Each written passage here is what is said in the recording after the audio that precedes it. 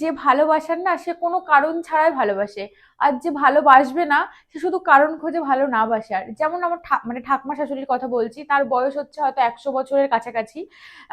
আমি এমন নয়, যেহেতু এখন উপরে থাকি ঠাকমার পাশে, আমি বিয়ের পরপর 6টা মাস 1টা বছর প্রায় ছিলাম, তারও বেশি, এক্সাক্ট মনে নেই কতদিন, কিন্তু অনেক দিন ছিলাম ঠাকমার পাশের ঘরটাতে।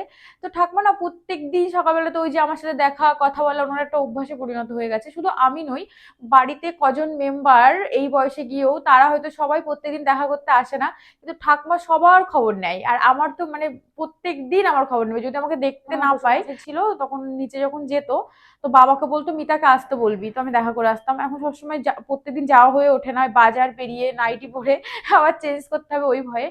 কিন্তু সেটাই ভাবি যে দেখো ঠাকমার জন্য আমি আজ অব্দি সেরকম কিছুই করিনি, সেরকম কি কিছুই করিনি, কারণ ঠাকমা আমাদের হাতে খায় না। কখনো কখনো খুব যদি পুজোর ভোগ টোক রান্না করি তবেই দেওয়া হয়। ঠাকুমা সবাইকে একই পরিমাণ ভালোবাসে, কাউকে কম বেশি কেউ বলতে পারবে না। তো এইটাই বলছি যে ভালোবাসলে না কোনো কারণ লাগে না, আর যে ভালো না বাসার, যে তোমাকে যত্ন না করা, সে শুধু কারণ খুঁজবে। আর কিছু মানুষ তো অত্যন্তই স্বার্থপর, শুধু নিজেদের প্রয়োজন মানে নিজেরা কোনো কর্তব্য করবে না কারোর প্রতি, কিন্তু অন্যের কর্তব্য মনে করিয়ে দেবে বারংবার।